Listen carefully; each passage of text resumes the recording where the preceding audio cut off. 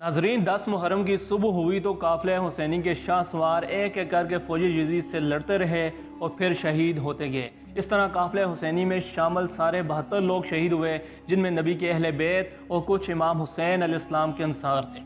आज की इस वीडियो में हम बात करेंगे नवासे रसूल शहीद करबला इमाम आली मकाम इमाम हुसैन अलैहिस्सलाम की शहादत की कि कैसे इमाम हुसैन अलैहिस्सलाम ज़मीन करबला में 10 मुहर्रम वक्त असर दुश्मनों से लड़ते लड़ते शहीद हुए और आपकी लाश मुबारक के ऊपर घोड़े दौड़ाए गए। इसके बाद इस मलऊन के इबरतनाक अंजाम भी आपको बताएंगे जिसने इमाम हुसैन अलैहिस्सलाम के सर मुबारक को तन से जुदा किया। तो मुकम्मल मालूमात के लिए वीडियो ज़रूर देखें। नाज़रीन, जब सब साथी शहीद हो गए तो इमाम हुसैन अलैहिस्सलाम जुलजना पर सवार हुए। निकलने ही वाले थे कि बेटी सकीना ने एक अजीब बात कही, ए मेरे बाबा, मेरे सर पर एक मरतबा ऐसे हाथ रख दें जैसे यतीमों के सर पर हाथ रखते हैं। ये सुनकर इमाम हुसैन अलैहिस्सलाम जुलजना से उतरे और अपनी बेटी सकीना को गले लगाया और फिर खूब रोए, फिर उनके सर पर हाथ फेरा। अब इमाम हुसैन अलैहिस्सलाम जुलजना पर बैठे और मैदान करबला की तरफ निकल पड़े। जब फौज यजीद ने आपको आते देखा तो सब डर गए और कहने लगे, अब हमारी खैर नहीं, वो देखो अली का शेर किस जहो जलाल के साथ हमारी तरफ बढ़ रहा है।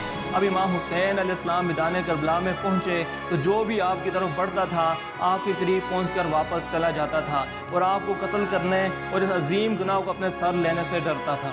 इसी असना में मालिक बिन नसीर कंदी ने आपके सर पर तलवार मारी, जो आपके सर पर पहनी टोपी को काटते हुए सर तक आ पहुंची। टोपी खून से भर गई तो इस पर इमाम हुसैन अलैहिस्सलाम ने फरमाया, खुदा तेरा हशर जालिमों के साथ करे। यह कहकर आपने टोपी को उतार डाला, एक और टोपी पहनी और ऊपर अमामा बांध लिया। इसके बाद शिमर प्यादों के लिए आपकी तरफ बढ़ा। जब इमाम हुसैन अलैहिस्सलाम हमला करते तो सब भाग जाते थे। इसके बाद दुश्मनों ने चारों तरफ से आपको घेर लिया। जिसके हाथ में तलवार थी उसने उसका इस्तेमाल किया, जिसके हाथ में तीर था उसने उसका इस्तेमाल किया और जिसके हाथ में कुछ नहीं था उसने करबला की ज़मीन से पत्थर उठाकर उससे इमाम हुसैन अलैहिस्सलाम पर वार किया। अब आप अलैहिस्सलाम खून में लथपथ हो गए और अचानक एक तीर आपके सीने में आकर लगा, जिसे आपने निकालना चाहा लेकिन वो सीने से न निकल सका। तो आप अलैहिस्सलाम ने उसे अपनी पुश्त से बाहर निकाला। अब सारी फौज यजीद इस कश्मकश में थी कि इमाम हुसैन अलैहिस्सलाम जिंदा हैं या फिर शहीद हो गए। इतने में शिमर मलऊन कहने लगा, मैं बताता हूँ कि इमाम हुसैन जिंदा हैं या नहीं। और वो अपनी फ़ौज को हुक्म देता है कि अपने घोड़ों का रुख खेमों की तरफ कर दो, क्योंकि वहाँ पाक बीबियाँ हैं। अगर हुसैन ज़िंदा हुए तो ज़रूर हरकत करेंगे। अब फ़ौज यजीद अपने घोड़ों का रुख खेमों की तरफ करती है। इतने में हुसैन अलैहिस्सलाम पुकारते हैं, ए फ़ौज बेहया, तुझे हया नहीं, हुसैन अभी ज़िंदा है। अब शिमर अपनी फ़ौज को पुकार कर कहता है, अब देखते किसे हो, तुम इसे कत्ल क्यों नहीं करते? अरे तुम्हारी माएँ तुम पर रोएं, इसे कत्ल करो। अब हर तरफ से आप पर हमला हुआ। ज़रा बिन शरीक तमीमी ने वार किया और आपकी हथेली पर उसकी ज़रब पड़ी। फिर सब हट गए। उस वक्त आप ऊपर उठते थे और फिर गिर पड़ते थे। इसी हालत में अब शिमर के कहने पर सनान बिन अनस ने आपको एक बर्छी मारी। आप गिर पड़े तो उसने होली बिन यजीद से कहा कि तुम इसका सर काट दो।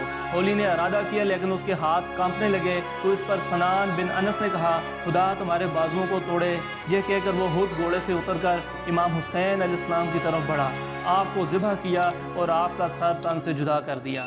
सर जुदा करने से पहले सनान बिन अनस की हालत यह थी कि जिसे देखता था कि हुसैन अलैहिस्सलाम के करीब आ रहा है उस पर हमला कर देता, ताकि उससे इमाम हुसैन अलैहिस्सलाम का सर कोई ना ले सके।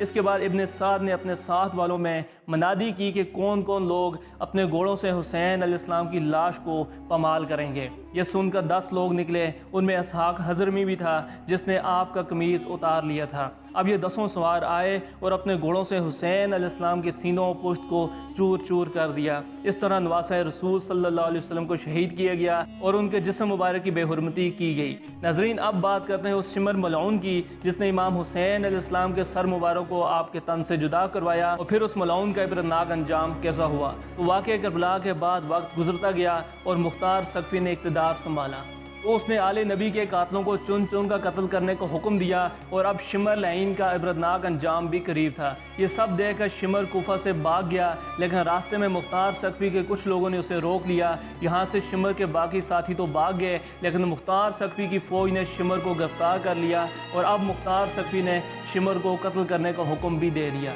नाज़रीन, शिमर को बहुत बुरी तरह मौत दी गई। चुनांचे तेल की एक देग को आग के ऊपर रखा गया اور اس تیل کو اتنا گرم کیا گیا کہ یہ تیل کھولنے لگا اور پھر زبردستی یہ تیل اس کو پلا دیا گیا اور بعد میں اس کی لاش کو آگ لگا دی گئی۔ بعض روایتوں میں یہ بھی لکھا ہوا ہے کہ اس کی لاش کو کتوں کے آگے ڈال دیا گیا۔ ناظرین، اس کے علاوہ ایک اور روایت میں یہ بھی ہے کہ شمر لعین پاگل ہو گیا تھا اور دیواروں کے ساتھ ٹکرے مارا کرتا تھا، جس کی وجہ سے یہ لہو لہان ہو جاتا اور اپنی زخموں کی وجہ سے اس کے سر میں کیڑے پڑ گئے تھے۔ اب یہ کیڑوں کے کاٹنے کی وجہ سے اونچی آواز میں چیختا چلاتا تھا اور اپنے جوتے اٹھا کر سر میں مارتا تھا۔ اس سے اسے تھوڑی دیر کے لیے سکون ملتا مگر پھر وہی حال ہونے لگتا۔ اب وہ اپنی زندگی سے اتنا تنگ آ گیا تھا کہ خود لوگوں سے کہتا کہ مجھے مار دیا جائے، لیکن اس کے جسم سے اٹھنے والی بدبو کی وجہ سے کوئی اس کے قریب نہ آتا تھا۔ پھر ایک ٹائم وہ بھی آیا جب یہ خود اپنا گوشت نوچنے لگا، اس طرح اس کی ہڈیاں نظر آنے لگی۔ پھر وہ اسی عذاب میں بہت عرصہ زندہ رہا اور اس کے بعد خود ہی اس کی موت واقع ہوئی۔ ناظرین، روایات میں یہ بھی لکھا ہوا ہے کہ امام حسین علیہ السلام کے باقی قاتلوں کا اس سے بھی عبرتناک انجام ہوا، جو کہ آل نبی کی گستاخی کی سزا ہے۔ تو ناظرین، یہ تھا امام حسین علیہ السلام کی شہادت کا واقعہ اور شمر ملعون کی عبرتناک سزا۔ یقیناً آپ کو یہ معلومات پسند آئی ہوگی، تو اس معلومات کو آگے پہنچانے کے لیے ویڈیو کو شیئر کریں، اور اگر آپ چینل پر نئے ہیں تو مزید اس طرح کے تاریخی واقعات، اسلامی واقعات اور تحقیق پر مبنی ویڈیوز کے لیے ہمارے چینل کو سبسکرائب کر لیں تاکہ روزانہ یہ معلومات آپ تک پہنچ سکیں۔ تو آج کی اس ویڈیو میں اتنا ہی، ملتے ہیں ایک نئی ویڈیو میں نئی معلومات کے ساتھ۔ تب تک اپنا اور اپنے پیاروں کا خیال رکھیں اور ہمیں بھی اپنی دعاؤں میں یاد رکھیے گا۔ اللہ نگہبان۔